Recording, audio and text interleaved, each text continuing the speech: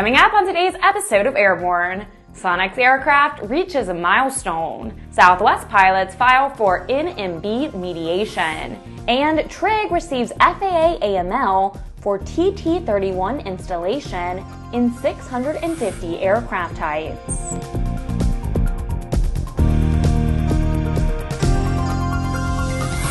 Welcome to Airborne on Aero-TV. I'm Ashley Hale. As we are wrapping up today's episode of Airborne, our newsroom got a late-breaking story. Jim Campbell is here to report. Thanks, Ashley, and hi, folks.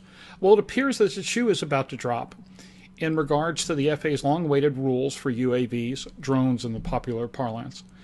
To make a long story short, a trial balloon seems to have been floated among some members of the general media. The Wall Street Journal is reporting some of the details that they believe will be part of the rule.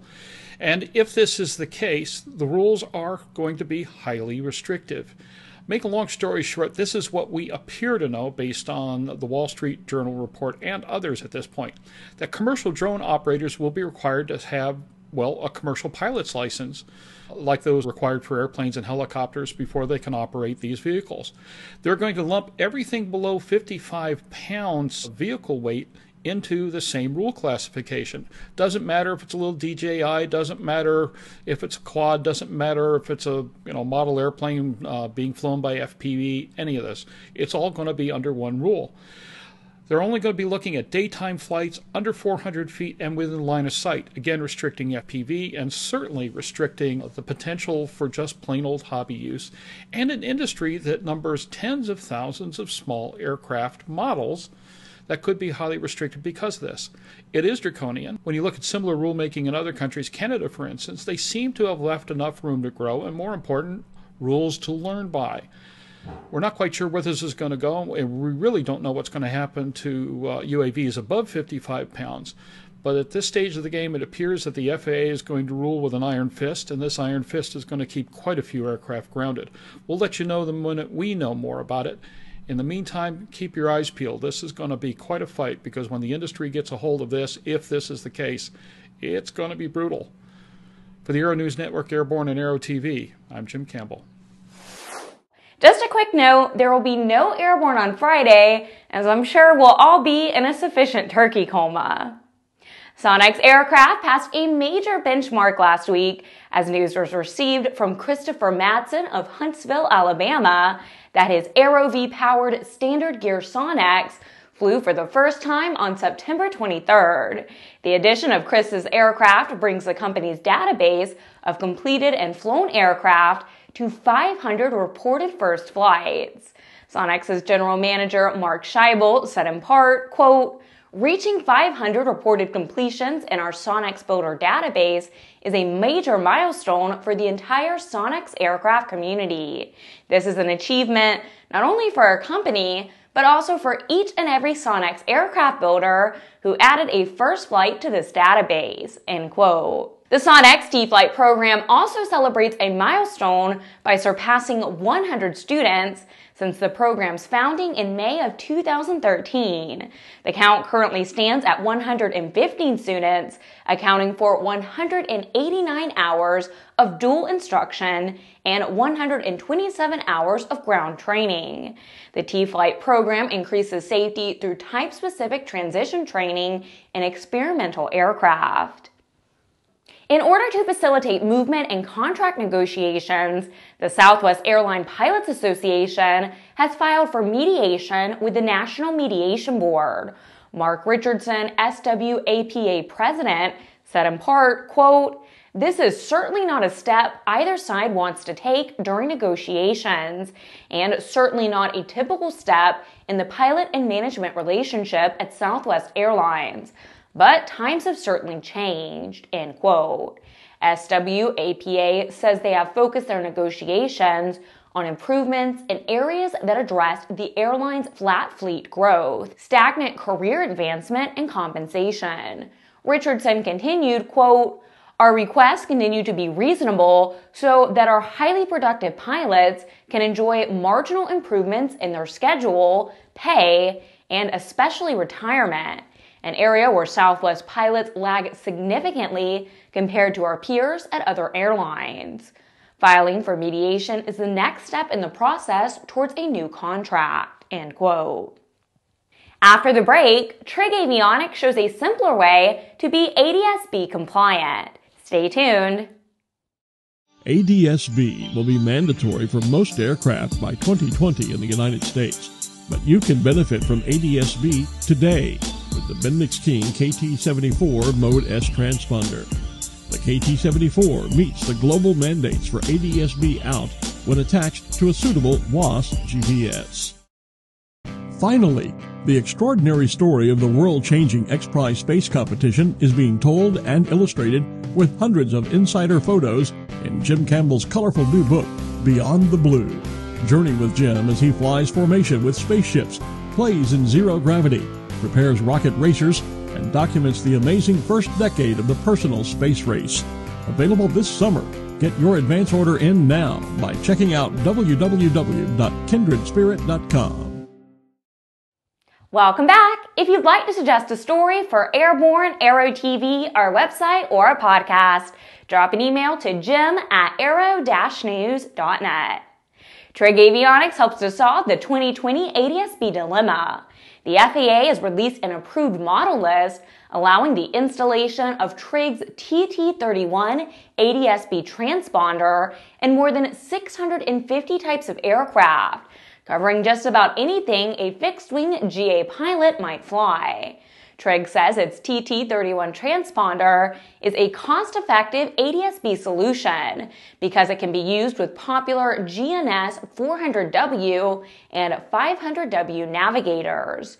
Trig says that installing Trig as the hub for an ADS-B out solution is both simple and affordable. Trig says the TT31 solution is also the ideal retrofit for the popular KT76A and KT78A, minimalizing installation time and expense.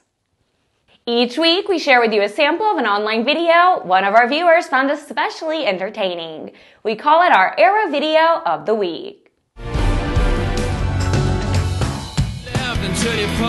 Final liftoff has planned. The rubber locking plug.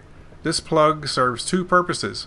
One to keep the GoPro locked in place, and the other to prevent excess vibration. Sometimes we find it's the little things that can drive us crazy. In this video, we see how an RV flyer got his GoPro camera to stop vibrating. Search GoPro vibration reduction on YouTube. XCOR Aerospace has completed the latest test series for the liquid hydrogen engine it's developing for United Launch Alliance. This is an important milestone in the long-running liquid oxygen and liquid hydrogen known as LH2 program. In its most recent milestone, XCOR successfully performed hot fire testing of the XR5H25 engine's regeneratively cooled thrust chamber, with both liquid oxygen and liquid hydrogen propellants supplied in pump-fed mode, using XCOR's proprietary piston pump technology. XCOR's CEO, Jeff Greason, said, quote, "This test marks the first time liquid hydrogen and liquid oxygen have been supplied to a rocket engine with a piston pump. It's also the first time an American LH2 engine of this size has successfully fired liquid hydrogen and liquid oxygen together in pump-fed mode," end quote. The XR5H25 engines are being developed under contract to ULA as potential successors to the Delta and Atlas series upper stage engines currently used. These engines will also help power orbital launches. After these messages, an app could be a flight recorder for GA aircraft.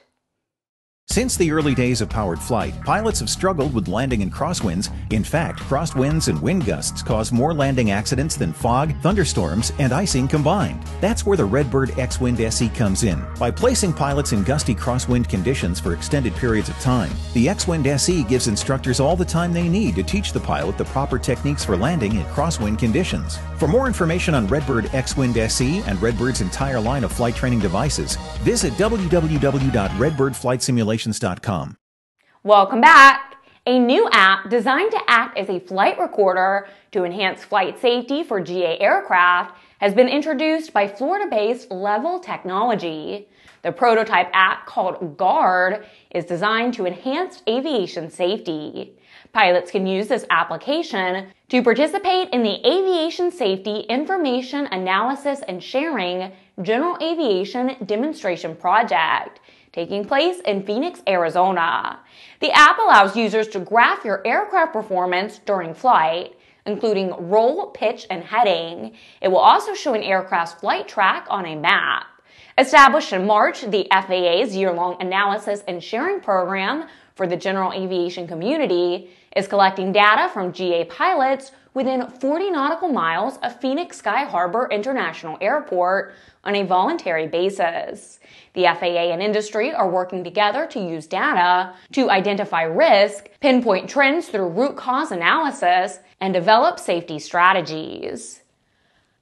Pre-flight planning is always important, but the EAA has taken it to a new level. They've already put tickets up for sale for EAA AirVenture Oshkosh 2015. The benefits of buying early is a discount on your tickets, and members get a discount as well. Members' tickets range from $15 for Sunday only to $116 for a weekly pass. Non-members will pay $20 for Sunday only and $43 for a daily pass, and $71 for 2 consecutive days if purchased early. EAA's head start for AirVenture almost makes Christmas decorations before Thanksgiving look like you might be starting a little too late. Well, that's our program for Monday, November 24th. Remember to get comprehensive real-time 24/7 coverage of the latest aviation and aerospace stories anytime at Aero-News.net. Remember, Airborne is streamed 3 times a week and is always online. Join us every Monday, Wednesday, and Friday, except for this Friday, for a new edition of Airborne. And remember, the next generation of Airborne will be unveiled right after New Year's. I'm Ashley Hale. Thanks for watching.